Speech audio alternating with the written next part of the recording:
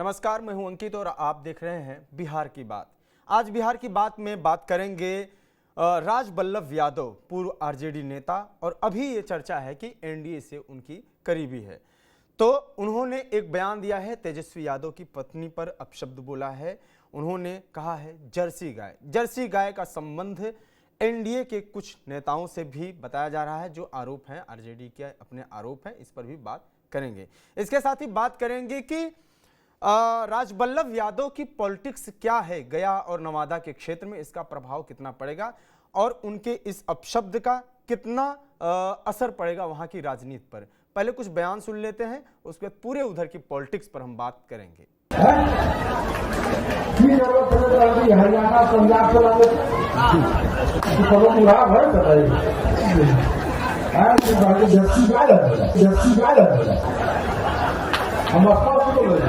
यहाँ ज्यादा बच्ची नहीं है। प्रताप जी, राजबल्लभ ने टिप्पणी किया परिवार पर, क्या कहना है? राजबल्लभ यादव ने पारिवारिक टिप्पणी की है। राजबल्लभ यादव कौन है? पहले आप ही के पार्टी में कभी भाजपा नेता है। हम तो आरजेडी में है नहीं, हम तो आरजेडी में नहीं है। नहीं, आपके पारिवारिक क्या टिप्पणी किया? क्या टिप्पणी किया? किस प्रकार की हो रही है, माँ पे, कभी परिवार पे? अभी क्रिमिनल छवि के लोग हैं ये लोग, और इसका पतन होना निश्चित है जी। ये क्रिमिनल छवि के लोग, ये लोग क्या कहेंगे? सीधे तौर पे कहूँ, अव्वल तो वो हमारे विधायक नहीं है, उनकी पत्नी थी, लेकिन रिश्ते उन्होंने तोड़ लिए बहुत पहले। और जहां तक रही बात, आप ये देखिए, एक अनाम से व्यक्ति ने प्रधानमंत्री जी की माताजी, स्वर्गीय माताजी के बारे में टिप्पणी की। हम में से सब कोई, जबकि उस मंच से किसी का लेना देना नहीं था, हमने प्रतिरोध किया, विरोध किया। अब ये इस तरह की शब्दावली जिसका प्रयोग हुआ, मैं किससे शिकायत करूं? देश के प्रधानमंत्री स्वयं इस्तेमाल कर चुके हैं इस शब्द का। इसको लोकप्रियता देने में प्रधानमंत्री जी का भी हाथ है। चलिए, पक्ष विपक्ष छोड़िए, क्या हमने अपनी राजनीति को इतना संवेदनहीन बना दिया है कि इसकी चर्चा हो? बस कभी लगा तो हेडलाइन मैनेजमेंट कर लिए, कभी चुप्पी साध लिए। ये न सिर्फ एंटी वुमेन है, हमारे समाज के जहर को भी इंगित करता है, और इस पर काबू नहीं पाया गया तो मुश्किल हो जाएगा सार्वजनिक जीवन में किसी का भी सांस लेना। ये किसी के पत्नी के लिए और महिला के लिए जिस तरह के शब्द राजबल्लभ यादव ने कहे, वो दुर्भाग्यपूर्ण है। राजनीतिक मतभेद हमारा होगा तेजस्वी यादव से, लेकिन किसी के परिवार के लिए ऊंचे शब्द का इस्तेमाल किसी को करने की इजाजत नहीं हो सकती। हम लोग तो जानते हैं कि बिहार में भाषा की मर्यादा राजद और कांग्रेस के मंच से तोड़ी गई है। तो आपने सुना कि किस तरीके से जो बयान आए। तेज प्रताप यादव जाहिर सी बात है गुस्सा होंगे, परिवार और पार्टी से भले ही निकाल दिया गया है, और लेकिन मनोज झा ने जो बयान दिया, उनका इशारा यही था कि इस तरह के बयान की शुरुआत प्रधानमंत्री मोदी ने कही, जो उनका आरोप है, जर्सी गाय का आरोप जो है। लेकिन हमारे कुछ गेस्ट जुड़ रहे हैं, मेहमान जुड़ रहे हैं, उनसे भी हम बात करेंगे और बात करने की कोशिश करेंगे कि राजबल्लभ यादव जो बयान दे रहे हैं और उनकी जो पॉलिटिक्स है उसका उस क्षेत्र में कितना प्रभाव है। तो बात करने के लिए राकेश पोद्दार जी हैं बीजेपी से, आरजू खान जी हैं आरजेडी से, और राजनीतिक विश्लेषक हैं दीपक कोचगवे जी। आप सभी का स्वागत है। आरजू खान जी के पास चलेंगे क्योंकि पहली प्रतिक्रिया उनकी ही लेंगे आरजेडी पर जो टिप्पणी आई है, और ये टिप्पणी जाहिर सी बात है कि इस टिप्पणी का कोई भी मतलब कि स्वागत नहीं कर सकता है, हर व्यक्ति बुराई करता है, लेकिन इस तरीके के जो बयान दिए जा रहे हैं राजनीति में, इन सब का असर कितना होता है? आरजू खान जी, क्या ये माना जाए कि जिस तरीके के आरोप मनोज झा ने लगाए कि बीजेपी ने इसकी शुरुआत की, आपको भी ये लगता है कि बीजेपी के करीब जाने के बाद, एनडीए के करीब जाने के बाद इस तरीके के बयानों की शुरुआत हुई है, या आप मानते हैं कि राजबल्लभ यादव गुंडे प्रवृत्ति के इंसान है और उनके इस बयान को सीरियस नहीं लेना चाहिए, और इस पर किसी और पार्टी को भी उनको स्वागत नहीं करना चाहिए, बल्कि इनको अब छोड़ ही देना चाहिए, ऐसे लोगों से दूरी बनानी चाहिए? मैं फिर सबसे पहले उसी जगह पे आऊंगा कि ये इस शब्द को चुराया कहां से है राजबल्लभ यादव जी ने। ये शब्द तो भारतीय जनता पार्टी के, हमारे देश के आदरणीय यशस्वी प्रधानमंत्री जी के बोल थे ना, ये उनके डिक्शनरी से चुराई गई है ना, जर्सी गाय। और इसको कितना प्रचलित कर दिया है आदरणीय नरेंद्र मोदी जी ने। और भारतीय जनता पार्टी ऐसे ही डिक्शनरी के लिए मशहूर है, जानी जाती है। अब देखिए, और इस तरीके का सब चलते रहता है, आपने देखा है। और मैं फिर से आपको बता दूं, ये प्रयोग है एक तरीके का। और जब जब सियासत के वक्त में जब जब इलेक्शन आते हैं ना, तो इस तरीके का प्रयोग करती है भारतीय जनता पार्टी, अपने डिक्शनरी में करवाती है। अब देखिए, 2-3 प्रयोग किए गए। मैं बिहार के संक्षेप में आ जाता हूँ, क्योंकि मैं जहां तक जानता हूं, आदरणीय लालू प्रसाद यादव जी तो पूरा देश जानता है, पूरे बिहार की जनता जानती है कि उनके पाठशाला से कितने ही विद्यार्थी निकले, और जब वो अपनी एक छवि बना लेते हैं, जब वो आजाद हो जाते हैं, जब अपनी एक पहचान बना लेते हैं, तो वो किसको गाली देते हैं? गरीब, वंचित, शोषितों के जो पुरोधा है ना, आदरणीय लालू प्रसाद यादव को ही गाली देते हैं, उनको परिवार को ही गाली देते हैं, क्योंकि इनकी सबसे जो लोकप्रियता है वो यही से सीखते हैं। और मैं फिर से आपको बता देता हूं कि होता क्या है बिहार में, जब चुनाव आते हैं तो प्रयोग होता है। वो प्रयोग कैसे होता है? वो प्रयोग इस तरीके से होता है कि सबसे पहले भारतीय जनता पार्टी और जो बड़ी बड़ी देश की मीडिया है ना, जिसको हम गोदी मीडिया भी कहते हैं, वहां पे प्रचारित और प्रसारित किया जाता है कि बिहार प्रदेश में जो है 3 आतंकवादी घुस चुके हैं। आपने देखा होगा, कई मीडिया चैनलों पे चले, और फिर बिहार प्रदेश के एडीजी लॉ एंड ऑर्डर आते हैं और वो कहते हैं कि बिहार में कोई भी 3 आतंकवादी नहीं घुसे हैं। फिर इन लोगों ने दूसरी चाल चली, दूसरी विछात चली। इन्होंने कहा कि सचिवालय को बम से उड़ाने की धमकी दी जा रही है, वो भी बिहार की जनता ने खारिज कर दिया। फिर इन्होंने तीसरा प्रयोग किया। वो तीसरा प्रयोग ये किया कि जब वो अपराधी जिसने मंच से गाली दी थी, उस अपराधी को रात में डिटेन कर दिया जाता है, और डिटेन करने के सुबह में क्या होता है, तीन जो प्रदेश के जो हमारे मंत्री रह चुके हैं, वो तीनों मंत्री लीड करते हैं एक आंदोलन को, और वो भारतीय जनता पार्टी के ऑफिस से निकलता है और जाके सदाकत आश्रम पहुंचता है। वो सदाकत आश्रम जिसको महात्मा गांधी के विचारों के लिए जाना जाता है। लेकिन ये आरएसएस वादी क्या समझेंगे, ये गोडसेवादी क्या समझेंगे, और वहां जाके गेट तोड़ते हैं, अंदर खड़ी ट्रक का शीशा तोड़ते हैं, और फिर जो वहां गरीब वंचित समुदाय से जो आने वाले जो कर्मचारी है ना, जो भत्ता पे महीने के मतलब भत्ता पे जो काम करते हैं, उनके ऊपर जानलेवा हमला करते हैं। ये इस तरीके का प्रयोग करते हैं। ये आखिर में ऐसा प्रयोग क्यों करते हैं? प्रयोग इसलिए करते हैं कि बिहार प्रदेश में जब इलेक्शन है तो परसेप्शन फैलाया जाए, उस परसेप्शन और झूठ की राजनीति की जाए, और राजनीति इस तरीके से किया जाए। ये राजनीतिक चुनावी गिद्ध है, उनसे ज्यादा नहीं है। इंप्लीमेंट पे बात न की जाए, रोजगार पे बात न की जाए, पलायन पे बात न की जाए, जो अशिक्षा दर है बिहार प्रदेश में, जो सारे राज्यों से सबसे ज्यादा है, उस पे हम बात न करें। प्रति व्यक्ति आय जो नीति आयोग की रिपोर्ट है, हम उस पर बात न करें। हंगर इंडेक्स पे हम बात न करें, हम ऑक्सफैम की रिपोर्ट पे बात न करें, हम एनवायरमेंटल पे बात न करें, हम नेशनल हेल्थ सर्वे रिपोर्ट की बात न करें, क्योंकि हम तो ये सवाल करते हैं कि 20 सालों से एनडीए समर्थित शासन सत्ता है बिहार प्रदेश में, लेकिन भारतीय जनता पार्टी की नहीं, राष्ट्रीय जनता पार्टी के नहीं, भारत सरकार के डेटे में हर सूचकांक में बिहार पिछड़ेपन में नंबर 1 क्यों है, ये हम जानना चाहते हैं। लेकिन ये क्या करते हैं, एक परसेप्शन फैलाते हैं। मुद्दों की राजनीति को खत्म करने के लिए कभी आतंकवादी का सहारा लेते हैं, कभी सचिवालय को बम से उड़ाने का सहारा लेते हैं।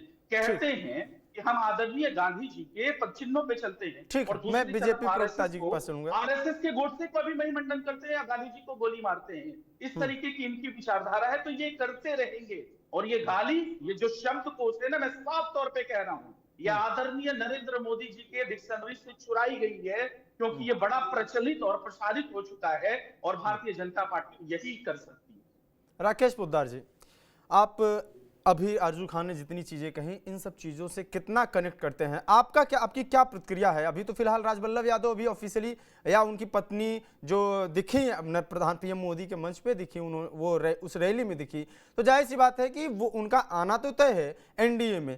लेकिन आप ये कह सकते हैं कि राजवल्लभ यादव अभी आपके पार्टी में नहीं है। आपकी इनके आरोपों पर क्या प्रतिक्रिया है? क्या जर्सी गाय जैसे शब्दों की शुरुआत, जैसा कि ये कह रहे हैं कि उसी चर्चे में इसी वजह से आया क्योंकि पीएम मोदी ने ऐसा कहा था? क्या आपकी प्रतिक्रिया है? अंकित जी, पहला नंबर, राजवल्लभ जी इनके ही राष्ट्रीय जनता दल के विधायक भी रहे पूर्व में इनके सरकार में मंत्री भी रहे, श्रम कल्याण विभाग का इनका मंत्रालय भी था। उनकी पत्नी इनके अभी प्रेजेंट में, अभी वर्तमान में विधायिका भी हैं। ठीक है, गया में जो मंच पे आई, तो विधायक के नाते वो मंच पे आई, और विधायक के नाते उन्होंने मंच साझा किया, लेकिन हमारी पार्टी में अभी वो नहीं आई, पहला नंबर। और आरजू खान जी को कहना चाहता हूँ और मनोज झा जी को कहना चाहता हूँ। मनोज झा अपने आप को थोड़ा सा प्रज्वल रवन्ना पे भी उपदेश दे देते तो बेहतर होता ना। आप ठीक, जब हमारे इनका मंच पे बयान बात ले लेते करते हैं आरजू जी। तो जिस मंच पे आदरणीय देश के प्रधानमंत्री जी रहते हैं उस पर प्रज्वल रवन्ना रहता है। मिश्रा जी, बाद में उसको आपको कनाडा भगाया डिबेट जाता करवाना है, फिर तरीके से देश की करवा जो है आरजू जी बस दो एक मिनट पहले सीधी प्रतिक्रिया ले लेते हैं, फिर उस डिबेट। पे भी ये बात कर ले, ये मनोहर धाकड़ पे भी बात कर ले, कुलदीप सेंगर पे भी बात कर ले, ब्रिजभूषण शरण सिंह पे भी बात कर ले। ठीक है, हम डिबेट पे जाएंगे बाद में। हम एक बार पहले सबकी प्रतिक्रिया ले लेते हैं, थोड़ा सा दर्शकों को समझ में तो आ जाए कि मुद्दा क्या है। आरजू जी, के पास तो गाली की डिक्शनरी है। आरजू जी मेरी आवाज अगर आप तक पहुंच रही हो तो मैं दर्शकों को एक बार ये तो बता दूं कि मुद्दा क्या है। सबका अपना पक्ष तो सुनने दीजिए। जी बोलिए। मिश्रा जी, आपसे निवेदन विनती है, जितने भी उसने प्रश्न पूछे प्रश्न का जवाब मैं बारीकी से दूंगा, तथ्यों पे दूंगा, जो विषय होगा उस पे दूंगा।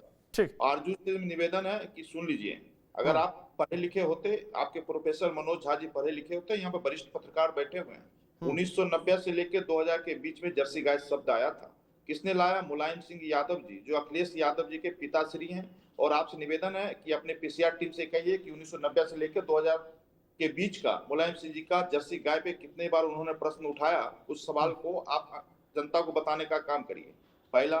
दूसरा नंबर, ये कहते हैं पाठशाला, लालू जी की पाठशाला से जो भी लोग निकले हैं, अरे लालू जी के पाठशाला से जितने भी लोग निकले हैं, चाहे वो राजवल्लभ हो, चाहे साहबुद्दीन साहब हो, चाहे कोई भी व्यक्ति हो, इन लोगों की पाठशाला में एक ही पढ़ाई होती थी कि जमीन लो, नौकरी दो, चारा किस तरह खाया जाए, अलकतरा किस तरह खाया जाए। महोदय, आपने प्रश्न पूछा तो उस प्रश्न का बोलने दीजिए बस। आरजू जी 2 मिनट रुक जाइए, 2 मिनट रुक जाइए, इंटरप्ट मत कीजिए बीच में प्लीज। बस बोलने दीजिए इनको। आपको मैंने लगातार सुना, अभी आएंगे, वापस आएंगे अभी आप पे। बस इनको बोलने दीजिए 2 मिनट। आप बात क्या हुआ मिश्रा जी, इनका पर्दा खुल गया है, पर्दा फाश हो गया है कि जर्सी गाय किसने कहा। मैंने तो कहा कि आप अपने टीम से कहिए कि जर्सी गाय किसने 1990 और 2000 के बीच में बोला है। मुलायम सिंह यादव जी, अखिलेश जी ने बोलने का काम किया, लेकिन उन पे आरोप नहीं लगाएंगे, लगाएंगे भाजपा पे। और पहला नंबर, दूसरा नंबर, कोई भी महिला हो, चाहे देश की प्रधानमंत्री की माँ हो, चाहे तेजस्वी प्रसाद यादव जी की पत्नी हो, वो तो मैं तो यहाँ तक कहता हूँ कि वो बिहार की हमारी बहन है, हमारी भाभी है, हम सम्मानित है, सम्मान है। हमारी विचारधारा आपसे मतभेदों का हो सकता है, मन में हम भेद नहीं रखते, राजनीति हमारे विचार आप नहीं मिलते। हमारा विचार राजनीति का विचार है देश के लिए, बिहार के विकास के लिए। आपके विचार है तुष्टिकरण की राजनीति करना, भ्रष्टाचार करना, वो अलग की बात है। लेकिन सम्मानित है, तेजस्वी जी की पत्नी सम्मानित है, मैं उनको सम्मान देता हूँ, सम्मान के साथ बोलता हूँ कि हमारी बिहार की और देश की महिला है। और मैं आता हूँ राजनीति पे। पाठशाला की इन्होंने बात की, इनके पाठशाला से जितने भी लोग निकले हैं सब भ्रष्टाचारी हैं, भ्रष्टाचार में लिप्त पाएंगे। पूरा का पूरा परिवार जमानत पे चल रहे हैं और भ्रष्टाचार के प्रतीक कोई माने जाते हैं, लालू प्रसाद यादव जी मानते हैं। फिर इन्होंने गोडसे की बात कही। मैं कहता हूं कि गोडसे ना आरएसएस का था ना भाजपा का था। गोडसे का जन्म हिंदू महासभा में हुआ था। पूर्व प्रधानमंत्री जवाहरलाल नेहरू जी ने 2 बार जांच कराई, लेकिन जांच में पाया गया कि ना आरएसएस का था, वो हिंदू महासभा का था। और मैं कहना चाहता हूं कि भारतीय जनता पार्टी का उस समय में जन्म भी नहीं हुआ था। 32 साल के बाद भारतीय जनता पार्टी का जन्म हुआ, जनसंघ का जन्म हुआ। तो मैं कहना चाहता हूं कि हमेशा आरोप मत लगाइए। ठीक है, महात्मा गांधी जी के नाम पर आप कितना घसीट देंगे, राजनीतिक फायदा लेना है, बार बार हमें गाली देने का काम करते हैं। अगर आप कांग्रेस के प्रवक्ता होते तो आपने हमें कहा कि हमने मुखबरी की देश के लिए। अरे भैया, जिस कांग्रेस पार्टी का नींव 1885 में ब्रिटिश सरकार के रिटायर्ड ऑफिसर जॉर्ज जैसे लोगों ने रखा हो, 6 लोगों ने रखा, उसकी जो पार्टी की नींव पत्थर किसने रखा? तो ब्रिटिश सरकार के रिटायर्ड ऑफिसरों ने रखने का काम किया। फिर मैं आता हूँ, ये नीति आयोग बोलते हैं, नीति आयोग का रिपोर्ट बिहार के लिए क्या है, जिस बात को ये बोलते हैं उस बात को मैं कहना चाहता हूँ कि नीति आयोग का रिपोर्ट ये भी कह रहा है कि बिहार के अंदर स्वास्थ्य, शिक्षा, अपराध में 96% सुधार हुआ। अब आते हैं, कहते हैं बिहार में विकास किया। तो मैं बिहार की सुन लीजिए आपने इनके जितने प्रश्न है उसके जवाब में संक्षेप में देना चाहता हूँ। बिहार के विकास की इन्होंने बात की, तो मैंने बिहार के विकास के लिए बताना चाहता हूँ कि बिहार के अंदर हमने 36 लाख प्रधानमंत्री आवास योजना के तहत घर बनाया, 36 लाख लगभग शौचालय बनाने का काम किया, 30,000 किलोमीटर सड़क बनाया, बिहार के अंदर 38 इंजीनियरिंग कॉलेज बनाया, 18 मेडिकल कॉलेज बिहार में चल रहे हैं। गरीबी रेखा से हमने 20 लाख लोगों को गरीबी रेखा से बाहर किया। हम जीविका के माध्यम से हमने 1 करोड़ 40 लाख महिलाओं को जोड़ने का काम किया। आज बिहार के अंदर 8 लाख महिला 10वीं परीक्षा के पास करने जाती हैं। हमने 12 लाख नौकरी देने का काम किया। 39 लाख हम लोगों को आत्मनिर्भर बनाने का काम किया। 85,000 हम लोगों युवाओं राकेश को जी हमने ठीक है, प्राइवेट विकास सेक्टर पे में आज का देने जो काम जो बहस है, जो बात है विकास पे, तो लगातार नहीं, हम बात नहीं, करते हैं और मिश्रा विकास जी, पे बात इन्होंने करना प्रश्न- जरूरी भी है। प्रश्न- लेकिन प्रश्न- मैं जो कहना चाह रहा हूँ, आप, मुझे पता है कि आप तुरंत क्रॉस करेंगे कि विकास पे बात होनी चाहिए, तो जो जिस विषय पे बात होनी चाहिए उसके लिए अलग एक शो होता है। तो आज की जो बात है वो हम मगध की पॉलिटिक्स पे थोड़ा सा बात करने के लिए बैठे हैं और इनकी प्रतिक्रिया ले लेते हैं। आरजू जी की प्रतिक्रिया ले लेते हैं। एक सेकंड में खत्म करता हूं। इनको पहला नंबर माफी मांगनी चाहिए कि जर्सी गाय पे मुलायम सिंह यादव जी ने बोला, अखिलेश जी के पिताजी इनके गठबंधन में, क्या माफी मांगते हैं? अगर माफी मांगते हैं तो मैं तो तुम सम्मान से बोला, मैं तो सम्मान दे रहे तेजस्वी जी की। ठीक है, प्रतिक्रिया ले लेते हैं, बताए आरजू जी, आवाज। हाँ बताइए। अभी सबसे बड़ी विडंबना ये है, ये हमको कहते हैं कि जो भी है नहीं विषय पे मैं निवेदन है मिश्रा जी की विषय पे ही बोले। विषयांतर जो कहाँ विषय कर है रहा हूँ साहब? पहले मैं मुलायम सिंह विषयांतर यादव जी ने कहाँ कर बोला, रहा हूँ? उसका आप तो खंडन परेशान हो करिए। गए, आप तो परेशान हो गए, मैं विषयांतर कहाँ कर रहा हूँ? आपने कहा कि वो हमारे थे राजेंद्र वल्लभ यादव, हमारे एक मंत्री थे, तो मैं तो वही चीजें मैंने आपको इंटरप्ट किया ना। मैं तो कह रहा हूँ कि विजय सिन्हा डिप्टी सीएम जो है, सम्राट चौधरी, वो भी तो हमारे ही पाठशाला के थे। तो ऐसे ही हमारे पाठशाला के लोग हैं जिनको आप डिप्टी सीएम बना देते हैं। जितने भी अगर बिहार प्रदेश में देख लिया जाए ना, जो बड़े बड़े नेता हैं जो आज एनडीए समर्थित सरकार में हैं, वो सब हमारी पाठशाला के हैं। तो सबसे बड़ा सवाल ये है कि आप उनको निकाल कब रहे हैं? जब आपको इतनी परेशानी है आदरणीय लालू प्रसाद यादव जी से, तो आप उनको निकाल कर उसके बाद साहबुद्दीन की सुनिए, सुन लीजिए ना, साहबुद्दीन बोला, क्या बोला साहबुद्दीन साहब की तो आप बात करते हैं, वो मुलायम सिंह यादव के जो पार्टी के नेता हैं, आप माफी मांगते हैं कि नहीं मांगते? मिश्रा जी से पहले माफी मंगवाइए। जर्सी गाय पे बोला, आरजू खान जी आपसे निवेदन है कि भाजपा पे आरोप लगाए, इसका खंडन करके बताइए। मिश्रा जी मैं छोड़ूंगा नहीं, मिश्रा जी आपसे निवेदन है, इन्होंने कहा आरोप लगाने से पहले जान लेनी चाहिए। क्यों करते हो भाई? ठीक है, आपको डर किस चीजों से लग रहा है? नहीं, देश के प्रधानमंत्री गाली देते हैं, मैं देश के आदरणीय प्रधानमंत्री जर्सी गाय करते हैं, किसी महिला का रेट लगाते हैं, प्रधानमंत्री तो बोला, कांग्रेस की विधवा कहते हैं, और आप कहते हैं कि मुलायम मैंने तो कहा कि आप सिखाने का काम करिए। जो मुलायम सिंह यादव ने बोला, इनको पता भी नहीं है। नहीं, एक दूसरे पे आरोप लगाना तो ठीक है, चलिए एक दूसरे पे आरोप लगाए, हम मुक्त हो गए कि फलाने नेता ने ये कहा, ढिकाने नेता ने ये कहा। लेकिन क्या मैं ये बताइए कि जब सर छोटा सा बस एक कमेंट करके होगा, जब इन्होंने कहा कि राज वल्लभ यादव जी हमारे नेता थे, तो मैं कह रहा हूं कि हमारे पाठशाला से तो सम्राट चौधरी गए, डिप्टी सीएम से कब उनको हटा रहे हैं? बताइए ना। जो कहते हैं कि गाली की देख चल रही है, गाली देके मैं स्थापित हो चुका हूं, तो कब हटा रही है भारतीय जनता पार्टी? और राकेश जी अब हंस रहे हैं, ये बात तो सच है ना कि सम्राट चौधरी आपके यहाँ पे है, पहली चीज। दूसरी चीज ये है कि राज वल्लभ यादव की पत्नी और वो वहाँ पे मंच उन्होंने शेयर किया। क्या आप ये बात यहाँ पे अभी कह सकते हैं कि वो आपकी पार्टी में नहीं आने वाले हैं? आपकी पार्टी से करीब नहीं है आपके पार्टी के, वो इस बात को एक्सेप्ट करेंगे क्या? देखिए मिश्रा जी, मैं आता हूँ। पहला नंबर जो ने मैंने प्रश्न रखा जर्सी गाय पे, इन्होंने जवाब नहीं दिया।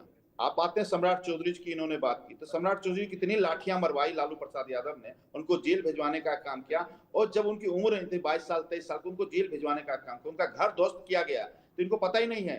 इसीलिए मैं कहना चाहता हूँ। दूसरा नंबर, अब विभा देवी की बात कर रहे, विभा देवी वहां की विधायिका थी। प्रधानमंत्री का जब कार्यकाल था, कोई पार्टी का कार्यक्रम नहीं था, ना भारतीय जनता पार्टी का था ना एनडीए का था। बिहार की विकास की बात कर रहे थे, देश के प्रधानमंत्री नीतीश कुमार जी कर रहे थे, उन्होंने मंच पे आया, विधायक के नाते उन्होंने मंच पे लाया गया।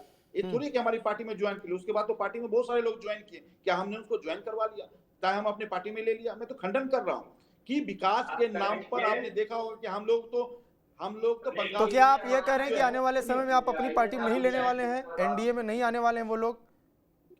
आप ये ऐसा मैं खंडन कर देता हूँ, इस बात को खंडन करता हूँ। विभा देवी दूर तक ना हमारी पार्टी में आए, ऐसे अराजकता तत्वों को हम ना लेने का काम करते हैं। लेकिन देश के प्रधानमंत्री जहां भी जाते हैं, चाहे ममता बनर्जी भी प्रधानमंत्री के साथ बैठती है, क्या वो हमारी पार्टी में आ जाती है? तमिलनाडु के ठीक है, आरजू खान की एक प्रतिक्रिया, फिर हम आगे चलते हैं, दूसरे अतिथियों के पास चलते हैं। देखिए अगर ये ऐसी मिसाल देते हैं तो वो पसंद नहीं आता है। बीमा भारती गाय पे इन्होंने सवाल रखा, बीमा भारती का खंडन करके बताए। हम तो अपने सवालों का जवाब दिया, अब जर्सी गाय पे कब बताइएगा? वो मुलायम सिंह यादव पे आपसे खंडन चाहते हैं, जर्सी गाय पे खंडन करके बताइए। यशस्वी प्रधानमंत्री जिनको ये कहते हैं, हम अरे 1990 2000 किसने बोला? अरे भैया मुलायम सिंह यादव जी से चाहते हैं, जो कि अब इस देश में दुनिया में भी नहीं रहे, उनसे ये स्पष्टीकरण चाहते हैं। और ये बात देख कर रहे रहे हैं ना, ये बात कर अरे रहे थे प्रवक्ता बन के आया है, पता है आपको? अच्छा, ये कह रहे हैं कि राजबल्लभ की पत्नी जो है वो आपकी पार्टी में ही अभी है, ये अपने पास नहीं ले रहे हैं। एनडीए समर्थित सरकार का 20 सालों का विकास भी बता देता हूं। वो देश का हर आदमी और बिहार प्रदेश का हर व्यक्ति जानना चाहता है वो चूहा कौन है जो लैब टेस्टिंग के लिए 50 से 100 ml जाने ठीक है, चाहिए। अब मैं दीपक जी के वो पास शराब चलूंगा। हजारों लीटर लैब टेस्टिंग से गायब हो जाते हैं। वो चूहा कितना बलशाली है। चलिए और विकास वो पे चूहा बात करेंगे, कितना बलशाली है, दीपक जो जी के यहाँ पास तक चलते हैं, उनको थोड़ा सा दिया जाता मगध की है। पॉलिटिक्स पे थोड़ा सा बात कर लेते हैं। वो एकदम मैं क्लियरिटी के साथ कह रहा हूं, उस चूहे को देश की जनता, बिहार प्रदेश की आवाम देखना चाहती है। ये इनका भ्रष्टाचार है। और प्रधानमंत्री की बात कर रहे थे, देश के प्रधानमंत्री ने जिसको जिसको भ्रष्टाचारी कहा, इलेक्शंस के बाद उसको अपने कैबिनेट का मंत्री बनाया। ये कैबिनेट का मंत्री ही नहीं बनाया, जिसको जेल की सलाखों के पीछे डालने की बात करते थे उसको अपने कैबिनेट का मंत्री के अलावा डिप्टी सीएम बनाया कई स्टेट्स का। और ये बात करेंगे भ्रष्टाचार के ऊपर, ये हमको मतलब प्रवचन देंगे। ठीक, दीपक जी के पास चलेंगे। सर आवाज आ रही है आपकी? मेरा आवाज आ रहा है आपके पास? मेरा सवाल यह है कि राजबल्लभ यादव ने जो प्रतिक्रिया दी या जो किसी स्पीच दिया, पहले तो मैं वो स्पीच थोड़ा सा आपको सुनवा देना चाहता हूं। मैं चाहता हूं कि स्पीच चला दें पीसीआर से। साथ साथ खाली वोट को करता है, अब दिया करे तो बात होता है तो कहाँ करता है। अरे लोगों यादव जी के लड़की को उनका कल्याण होता नहीं है। हरियाणा पंजाब से लागे करो की लाभ है बताइए।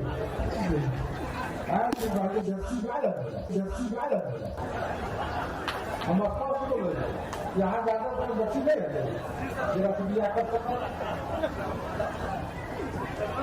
वो करो। तो ये बयान है उनका कि यादव समाज से वोट मांगते हैं लेकिन शादी करने कहीं किसी और स्टेट में चले गए। अब सवाल ये है कि आपके दृष्टिकोण से एक तो ये हो गया कि बयान जो है वो जाहिर सी बात है कि बयान भद्दा बयान है, इस तरीके के बयान नहीं देना चाहिए और कोई इसको मतलब कि एक्सेप्ट नहीं करेगा। यहाँ तक कि भारतीय जनता पार्टी के प्रवक्ता ने भी अपना बयान दिया जिसको मैंने शाहनवाज हुसैन का सुनाया अभी, और अभी ये भी कह रहे हैं कि निंदनीय बयान है, इस तरीके की बातें नहीं करनी चाहिए। लेकिन राजनीति के दृष्टिकोण से बिहार की राजनीति में क्या ये चर्चा है, क्या रही नहीं है कि लालू प्रसाद यादव ने अपने बेटे की शादी जो की है वो अंतरजातीय विवाह किया, और इसका अभी तेज प्रताप यादव का जब चर्चा हो रहा था, तेज प्रताप यादव का बयान हुआ कि किस तरीके से उनकी जो भी है प्रेम कहानी चली, तो इन सब चीज़ों पे भी यही कहा गया कि किस तरीके से वो यादव समाज से हटकर शादी किए। इन सब चीज़ों का क्या कितना असर है यादव समाज में, और राजबल्लभ यादव जैसे कितने और ऐसे हैं जो कि मानते हैं कि वाकई में ये गलत हुआ है? देखिए अंकित जी, पहले तो मैं बताऊं कि बिहार में जो चुनाव है इस वर्ष, इतनी जुबान फिसल रही है, इतनी अमर्यादित बातें हो रही हैं। मुझे नहीं लगता है कि मैंने बहुत सारा चुनाव कवर किया। इस तरह की बातें चुनाव जीतने के लिए कभी किसी को कुछ कह देना, और इतनी अमर्यादित बात जनप्रतिनिधि कर रहा है हर पार्टी। राजबल्लभ तो अभी आज की बात है, कल की बात है जो उन्होंने पार्टी में जो बात की है, मगर मैं ये मानता हूं कि बिहार का चुनाव एक गलत दिशा की ओर मुड़ते जा रही है। और ये दिशा जो है, ये क्या मैसेज दे रहे हैं ये हमारे जनप्रतिनिधि, चाहे वो आरजेडी के हो, चाहे वो जेडीयू के हो, चाहे वो भाजपा के हो, कांग्रेस के हो, क्या से क्या बोल रहे हैं? ये सवाल बहुत गंभीर है और इस पर चिंतन करना चाहिए वोटरों को कि वो कैसे अपने जनप्रतिनिधि को चुनेंगे। आपने देखा कि लगातार किस तरह से कांग्रेस वाले बयान पर टॉप हेड तक, चाहे वो प्रधानमंत्री हो, उन्होंने किस तरह से इस बातों को किया और कैसे ये बात फैल गई, बिहार बंद हो गया, ये सारी बातों में कभी जर्सी गाया आ गया, दूसरी बार ये जर्सी गाया, कभी बारमाला आ गया, कभी कुछ आ गया। तो ये क्या चाहते हैं ये जनता? देखिए, चुनाव जीतना, चुनाव लड़ना लोकतांत्रिक अधिकार है किसी को भी। जहां तक आप बात कर रहे हैं ये नए प्रकरण की, राजबल्लभ 2000 से लेकर 2015 तक, यानी समझ जेल जाने से पहले 10 साल पहले जब वो जेल गए थे, तो वो आरजेडी के खांटी नेता माने जाते थे, और आरजेडी नवादा का मतलब होता था राजबल्लभ यादव। और राजबल्लभ यादव जब एक केस में एक नाबालिग लड़की के रेप के आरोप में जेल गए, 9 साल जेल में रहने के बाद जब वो आए, तब देखिए कैसे राजनीति बदल गई। राजनीति बदल गई। कौशल यादव जो जब जेडीयू की बैटिंग करते थे, आज वो आरजेडी की बैटिंग कर रहे हैं।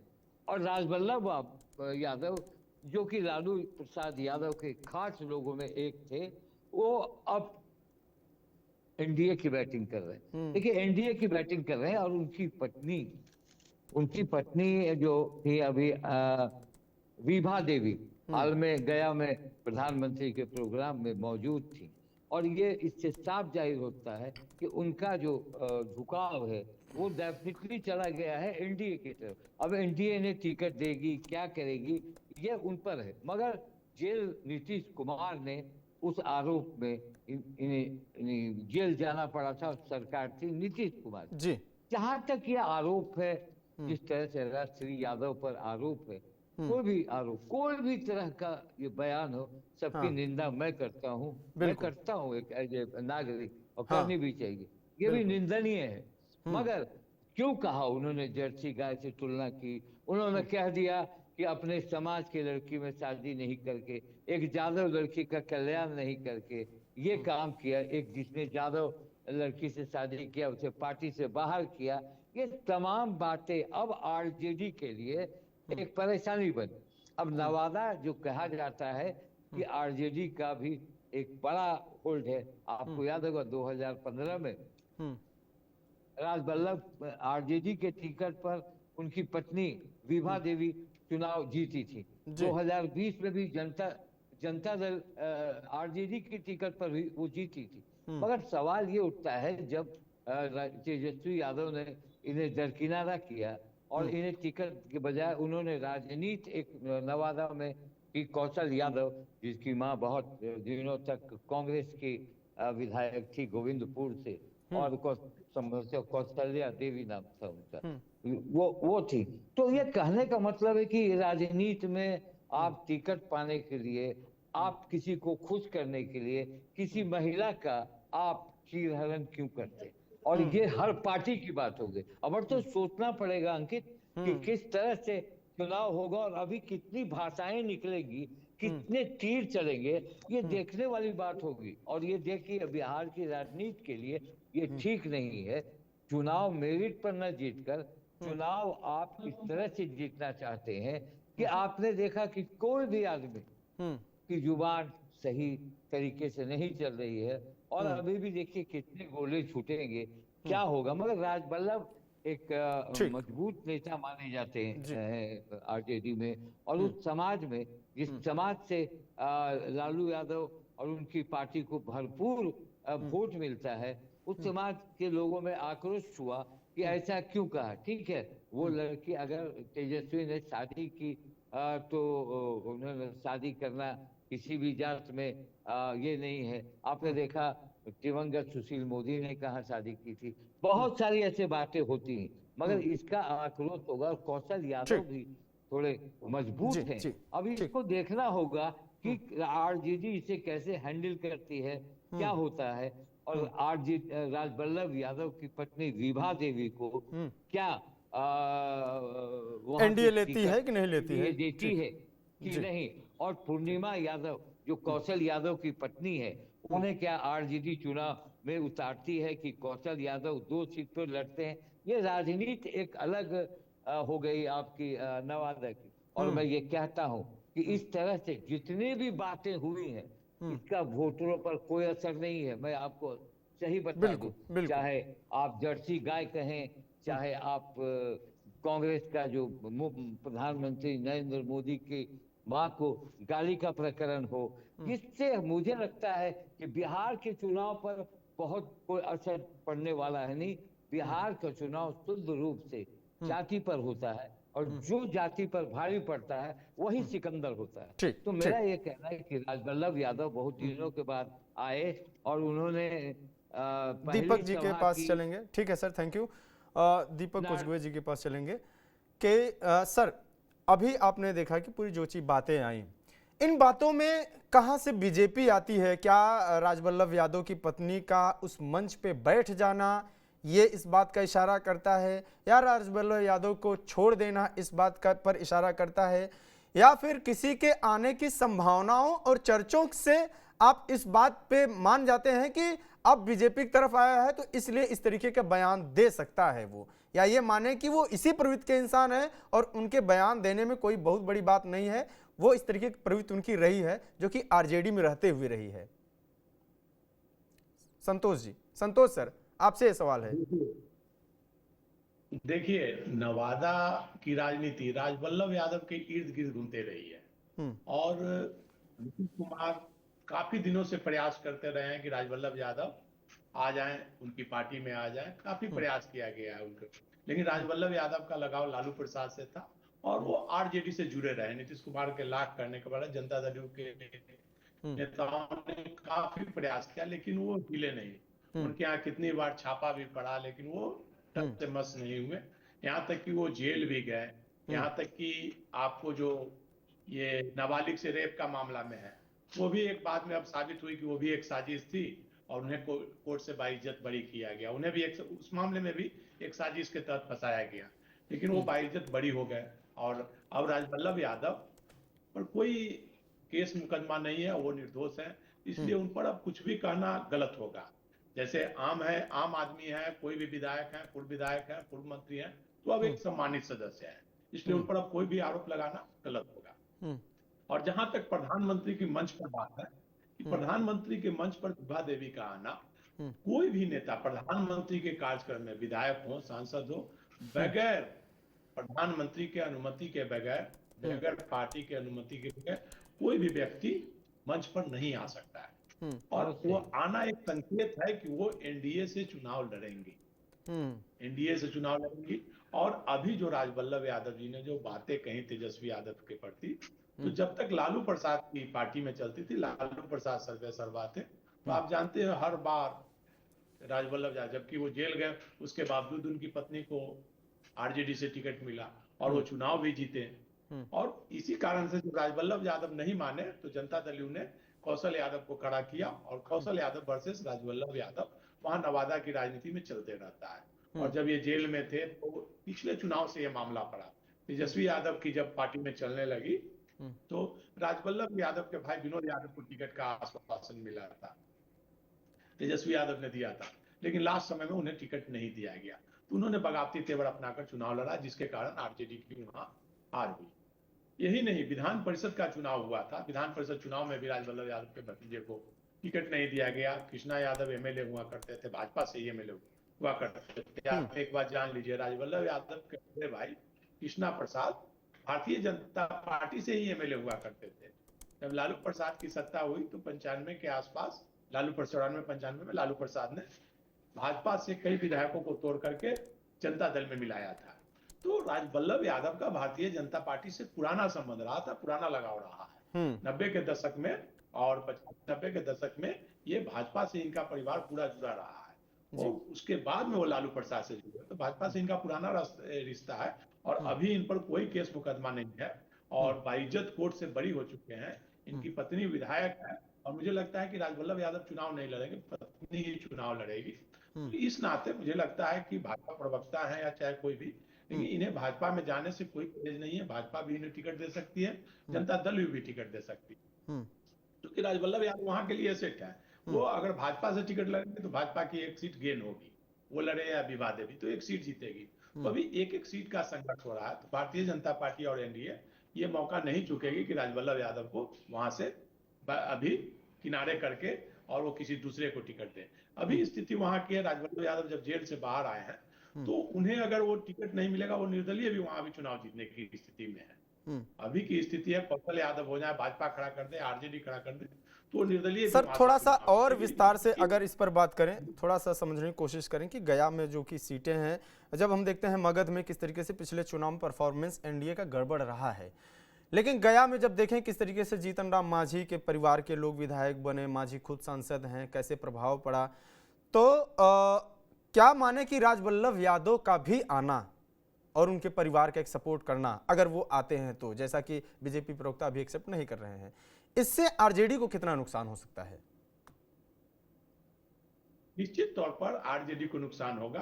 अगर राजवल्लभ यादव जाते हैं तो नवादा ही नहीं, जहानाबाद, गया, इन क्षेत्रों में भी आरजेडी को नुकसान हो सकता है। क्योंकि राजवल्लभ यादव की अच्छी पैठ है, अच्छा उनका मतलब उनके पिताजी, बड़े भाई सब लोग राजनीति में अच्छे रहे और यही वजह है कि लालू प्रसाद उनको कभी नहीं, लालू प्रसाद ने छोड़ा।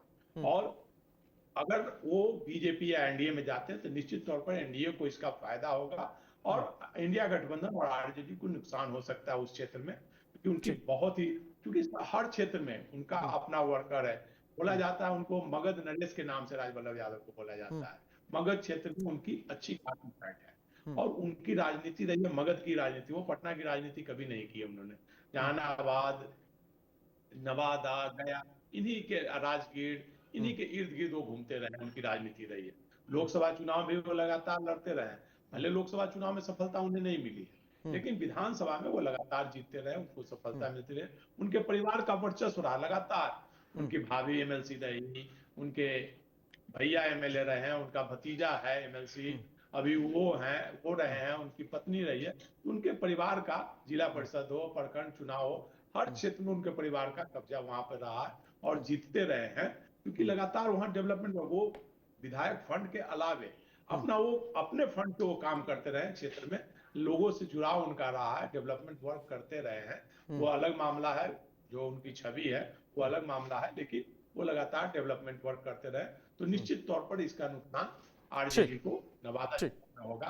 हालांकि कौशल यादव को इसी पर्पज से लाया गया है कि कौशल यादव हर बार वो बगावत करते हैं, इसीलिए बगावत करके आरजेडी को नुकसान पहुंचाते रहे। हर बार कभी भी चुनाव होता है, उनको टिकट नहीं मिलता, परिवार से खड़ा कर देते हैं।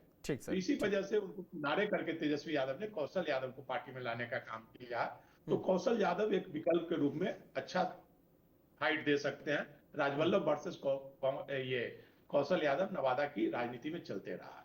ठीक है, आरजू जी के पास चलेंगे। अब ये कुल मिला के हमने बात किया कि कैसे कैसे क्या किसका इम्पैक्ट है।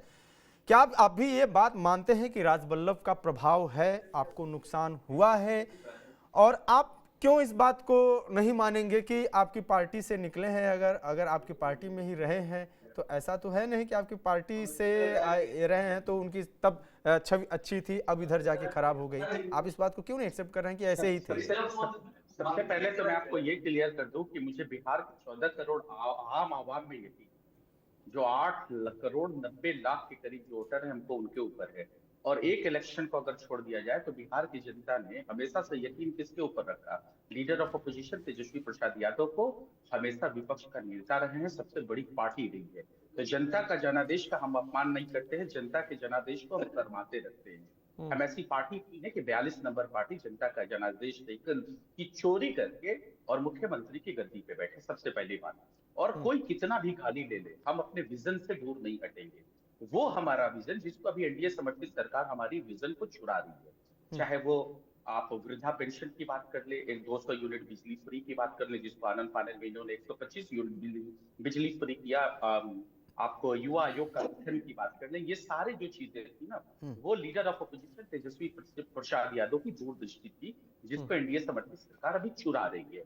हम मुद्दों की बात करना चाहते हैं, हम पलायन पे बात करना चाहते हैं, जहां की 3 करोड़ से ज्यादा लोग ई श्रम पोर्टल पे रजिस्टर्ड है, जो अपनी 2 वक्त की रोजी रोटी के लिए दूसरे स्टेट में पलायन करते हैं। सिर्फ 2 वक्त की रोजी रोटी के लिए अगर ई श्रम पोर्टल को हटा दिया जाए तो वो तादाद लगभग 5 करोड़ के करीब है।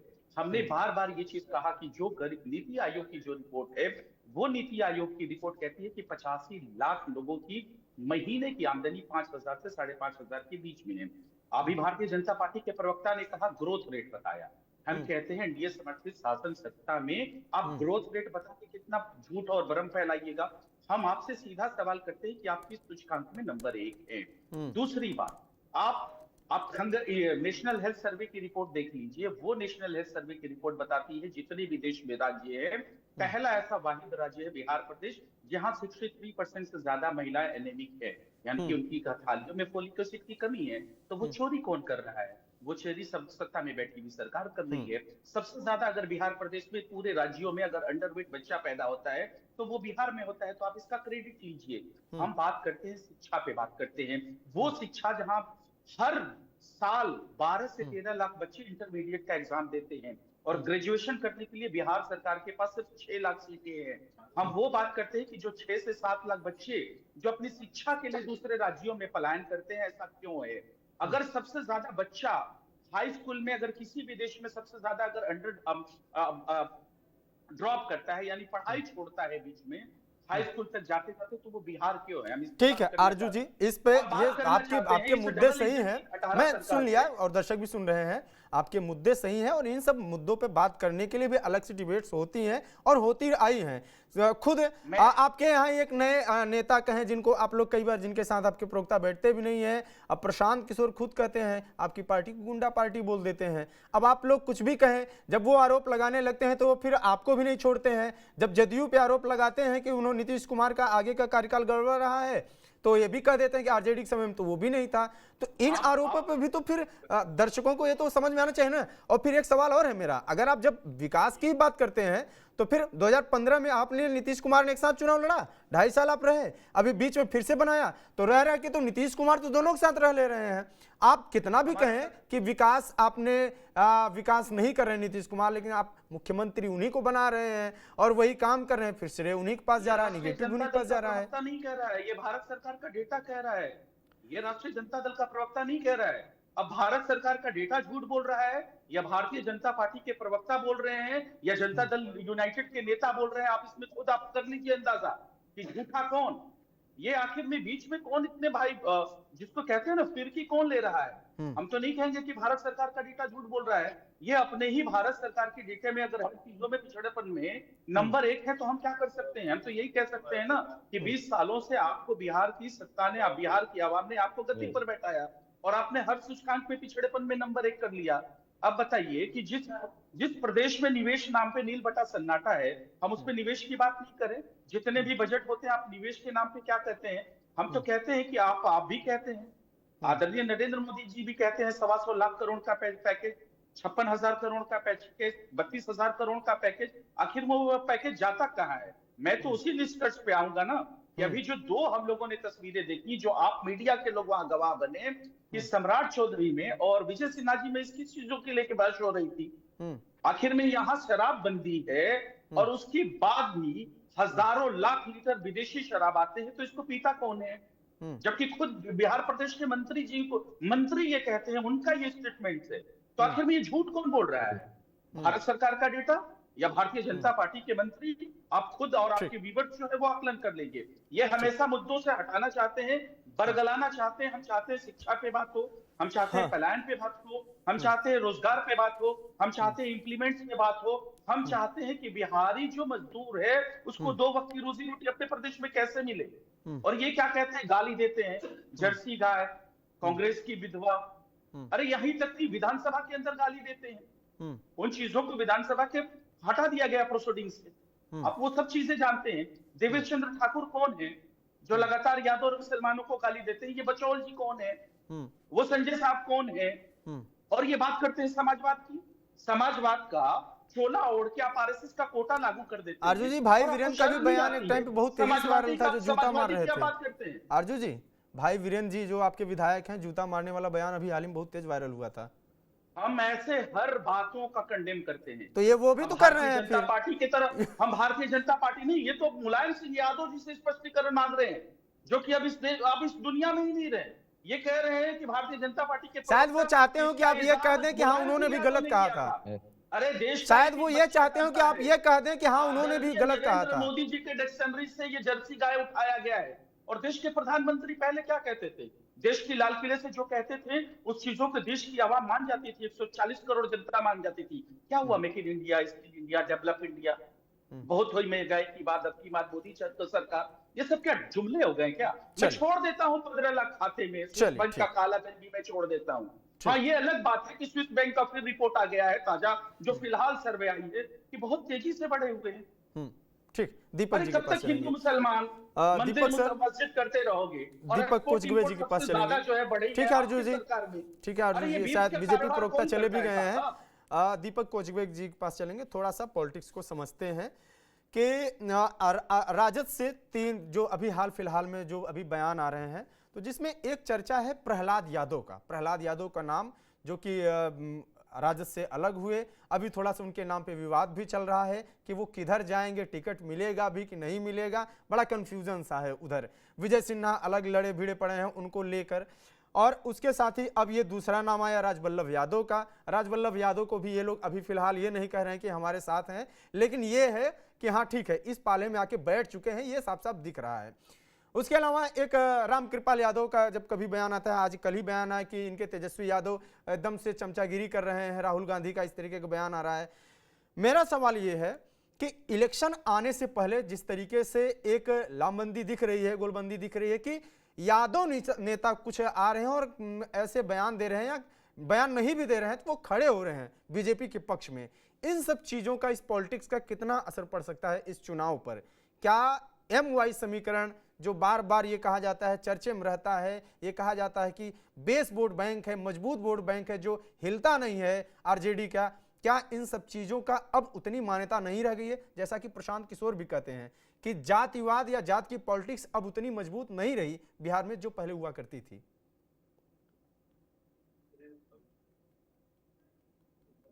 दीपक सर, दीपक जी आवाज आई अब तक?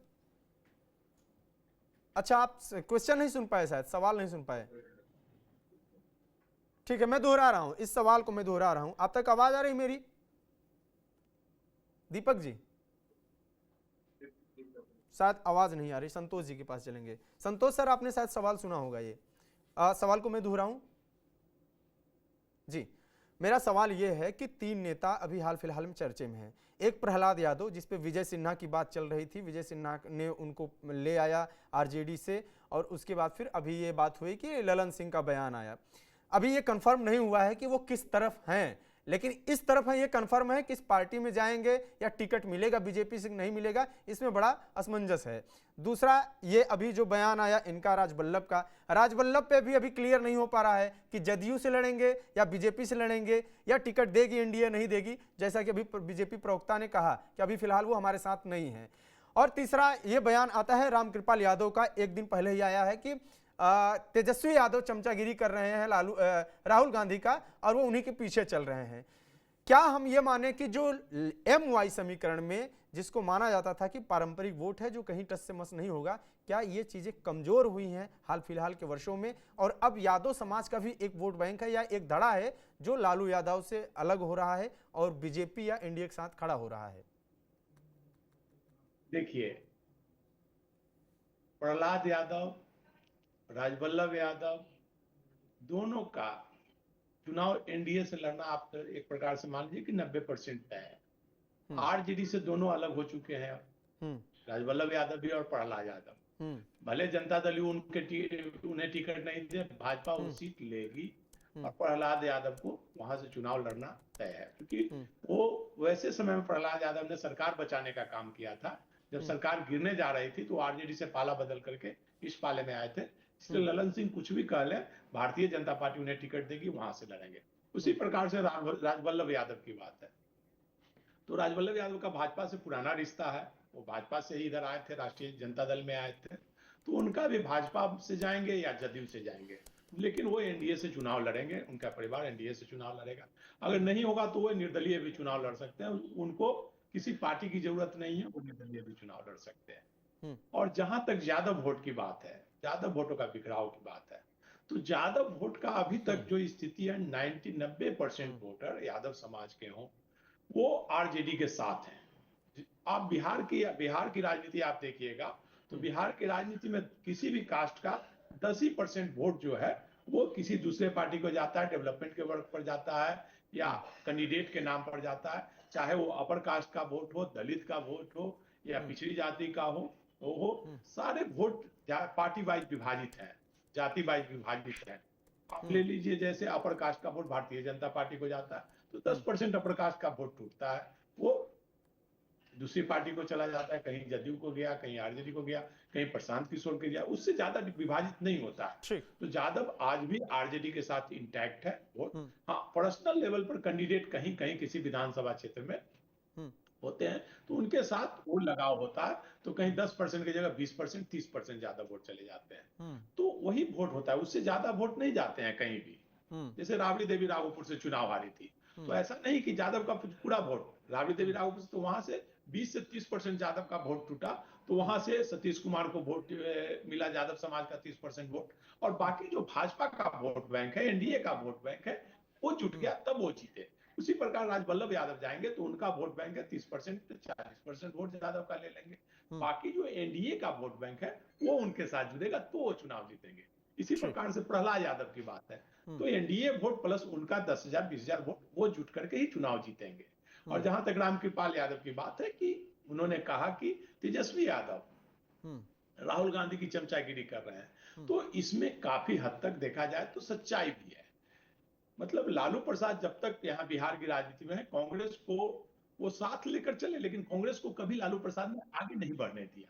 लेकिन तेजस्वी यादव जिस प्रकार से राहुल गांधी के पीछे पीछे पूरे यात्रा में, तो राहुल कांग्रेस पार्टी का बिहार में कोई जनाधार नहीं है, लेकिन तेजस्वी यादव जब यात्रा में शामिल हो गए, चूंकि वो इंडिया गठबंधन का कार्यक्रम था, तो इसके कारण वो यात्रा में भीड़ बहुत ज्यादा जुटी, यात्रा सफल रही, वोट अधिकार यात्रा, वो तेजस्वी यादव के कारण, तेजस्वी यादव के समर्थक उस यात्रा में जुड़े हुए थे, इसी कारण से बहुत ज्यादा भीड़ उठी। और तेजस्वी के कंधे पर पैर रखकर कहिए कि राहुल गांधी ने कांग्रेस को मजबूत, कांग्रेस में जान फूंकने का काम किया है। इस यात्रा से कांग्रेस पार्टी में एक नई ऊर्जा आई है, नया उत्साह कांग्रेस पार्टी के कार्यकर्ताओं में आया है, क्योंकि राहुल गांधी लगातार बिहार में रहे 18 दिनों तक।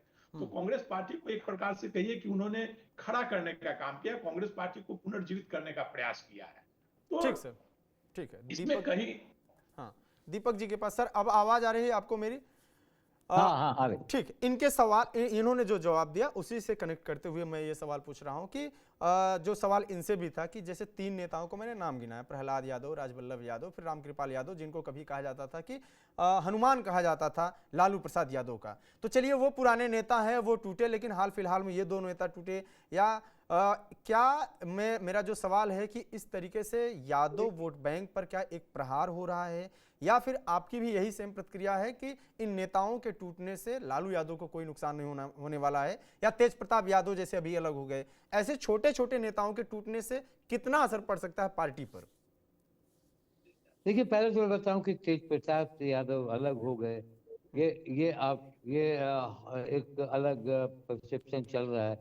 मगर आज जब तेज प्रताप यादव ने राजश्री के बारे में हमला किया, इसे लगा कि परिवार में वो अभी भी बने हुए, क्योंकि जिस तरह से राजवल्लभ ने हमला किया और तेज प्रताप ने चढ़कर राजवल्लभ पर हमला किया, तो ये ज्यादा मुझे लगता है कि बहुत दिन का मसला नहीं है। तेज प्रताप फिर इधर आएंगे और मुझे नहीं लगता है कि उनका कोई असर होगा। अब जहां तक आप कह रहे हैं कि प्रहलाद यादव है, रामकृपाल यादव ने कहा, और जिस राजवल्लभ यादव की बात की, देखिए कहीं ना कहीं जिस इलाके से राजवल्लभ आते हैं उनका अपना प्रभाव है।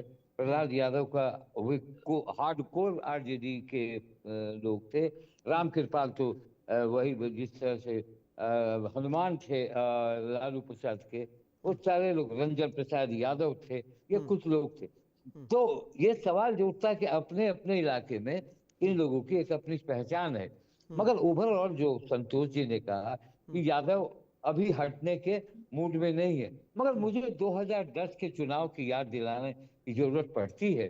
जब 2010 का चुनाव हुआ था और नीतीश ने 115 सीट जीती थी, मैक्सिमम यादव जो थे वो नीतीश कुमार के पार्टी से जीत गए थे। और आपको बता दूं कि उस वक्त 22 सीटों पर उस समय MY समीकरण काम कर पाया, दरार आ गई थी, और उस समय 22 सीट पर सिमट गई थी आरजेडी। तो पॉलिटिक्स में कुछ भी हो सकता है अंकित। और दूसरी बात कि अभी जिस तरह का माहौल है, मैं ये समझता हूँ कि पप्पू यादव अलग राग में है, रामकृपाल यादव खैर वो तो दूसरी पार्टी में, अगर उनको माना जाए तो प्रहलाद यादव दूसरी पार्टी में चले गए। अब उन्हें टिकट कहाँ से मिलेगा, कौन देगा, ये नहीं कह सकता। उसी टाइप से आप आइए राजवल्लभ, तो कहीं ना कहीं। और दूसरी ओर प्रशांत किशोर भी आपको याद होगा कि जहानाबाद का बेलागंज का जो गढ़ था आरजेडी का और सुरेंद्र यादव का, उन्हीं के चलते टूटा। उन्होंने ही एक मुस्लिम कैंडिडेट खड़ा किया, तो यादव को वो भी जोड़ रहे हैं। ये मैं बहुत आसानी से तेजस्वी यादव निकल जाएंगे, मुझे लगता है बड़ी मशक्कत करनी पड़ेगी उनको। और 2010 का जो मसला है वो तो उनको हमेशा याद रखना चाहिए, जबकि रंजन यादव भी जीत गए थे पाटलिपुत्र लोकसभा क्षेत्र से। रंजन यादव लालू प्रसाद यादव के शैडो का, लोग शैडो सीएम बोलता था उनको, और हर एक इशारे, उनके इशारे पर सरकारी महकमे में जैसे आजकल नाम आते हैं आरसीपी के, आजकल नाम आते हैं बहुत सारे लोगों के, उसी टाइप तो रंजन यादव भी थे। तो ये अभी तुरंत कह देना कि इंटैक्ट है, लगता है कि धीरे धीरे उनकी कड़ी में मजबूत लोग अगर निकलते चले जाएंगे तो दिक्कत होगी, इसमें दो मसले। फिलहाल अभी जो स्थिति है, अभी जिस तरह की सी वोटर सर्वे में तेजस्वी यादव बने हुए हैं, मुझे लगता है कि अभी तक क्या कहते हैं उसमें दरार नहीं आई। मगर ये दावे के साथ मैं नहीं कर सकता कि दरार नहीं आएगी, आ सकती। ठीक है। तो फिलहाल ये जो बिहार की बात में आज हमने आप सभी को धन्यवाद जुड़ने के लिए। तो बिहार में जो हमने बात किया कि लालू परिवार और लालू के वोट बैंक पर एक दरार दिख रहा है, और वो ये है कि यादव नेता खड़े हो रहे हैं उनके खिलाफ, उनसे नाराज हैं।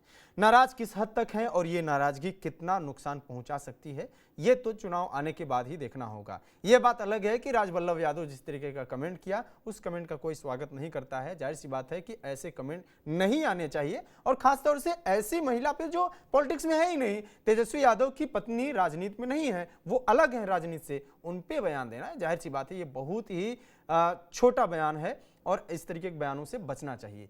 लेकिन सवाल यह है कि राजनीति पर इसका कितना असर पड़ेगा और जनता इसको किस तरीके से देखती है, ये चुनाव और वोटिंग के बाद ही समझ में आएगा। इन तमाम विषयों पर आपकी क्या राय कमेंट बॉक्स में जरूर बताएं।